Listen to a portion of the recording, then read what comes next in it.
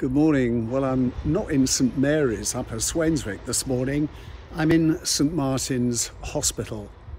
I'm here to do a story about a patch of green parkland by the hospital chapel, which a group of local people want to preserve as peaceful open space. This wasn't always a hospital. This was the Bath Union Workhouse, and up to 1,100 men and women who came here in dire need, in extreme poverty, are buried under this lawn. It's not a big area, and you wonder how they managed to bury 1,100 people. Well, because of the limited space, some graves were so deep that several bodies were put in, one on top of the other. Now, this local group of people want to maintain this space as an open space and find a new use for the chapel. They say, and I think rightly so, that whereas we're very proud of our Georgian heritage and the illustrious people who came here to take the waters, let's not forget the people of Bath who died in poverty, nameless. Andrew, for the benefit of people who don't know, what is the history of this site? Well, before this was St Martin's Hospital, it was a workhouse. It was founded in 1838, and initially the purpose of workhouses was to unify and rationalise the care given to those who were destitute, in effect. Previously, it had been handled by over 20 individual parishes in the area, and the idea of the workhouse was to bring all that together under one roof, consolidate and unify. Moving in here wasn't something you discussed with your neighbours, was it? It was absolute shame to end up in a place like this. It was the worst possible thing, and it's still a threat in folk memory, isn't it? You'll end up in the workhouse is a phrase that perhaps some of us who are a bit older will still remember. People lived here, people died here. Now that's where we come to the importance of this site, this small little green area that we're standing on. Why is this so special? Why do you want it protected? Well, this green space we see behind it, or a large part of it, holds the bodies of over 1,100 people who died here at the workhouse, and they span all ages up into their 80s, but also, we don't know exactly where, there are a number of babies and infants buried here as well.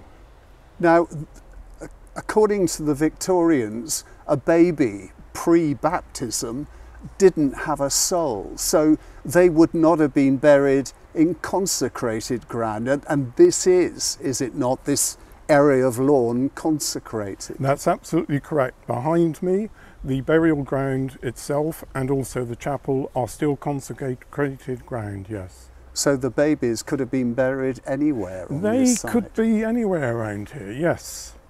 Now, as well as seeking protection for the open space, you're trying to look for a commercial future for the chapel as well, aren't you? Well, possibly commercial. The most important thing is to memorialise the people who were in the workhouse and who are buried here. Not just for their own sake, but because they're an integral part of the story of Bath. For example, John Plass, who built this chapel in his late 70s, would have been a stonemason working in the 18th century building the bath that tourists see. And that's an important story that needs to be told. And he's buried here too? He is buried here, yes. What do you want to see happen to this land? Well, to the green space, we feel that it has a lot of value for the local community. The chapel, there's a lot of potential there for that to be used for the community as well, whether it's as an event venue, for some museum or display, or for art therapy classes. It could be anything, or indeed everything. not far away from this site is what one could call, with respect, the overflow burial site. When this site was full, people were taken elsewhere. Now that's owned by the council, that patch of land, and Yes. has recently been given a substantial grant to install a proper memorial. You've got a problem here, haven't you? Because part of the site's still owned by the National Health Service. The rest of it is in private hands? The rest of it is owned by the residents of the old workhouse buildings, which of course are now rather nice flats. So these people are buried in ground which spans both NHS land and land that's in private ownership. But am I not right in saying that various applications have gone into B&NES for building Yes. houses here? There have been numerous applications, all so far have been refused. They have included such ideas, for example, as building a car park over the burials.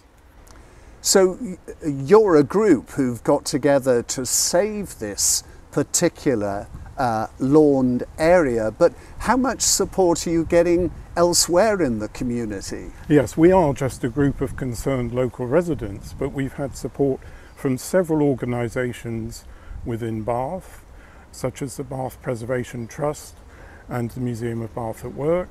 And we also have a couple of councillors who are very interested to see an appropriate use for this land.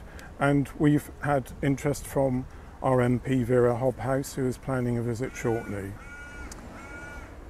Can you sum up how you feel about this site and saving it? I think the most important thing about this site is that it is preserved for some sort of community use, that it has value and meaning to the local community. And beyond that, that these people are not forgotten, not just for their own sake, but as an integral part of the story of Bath and how it was built.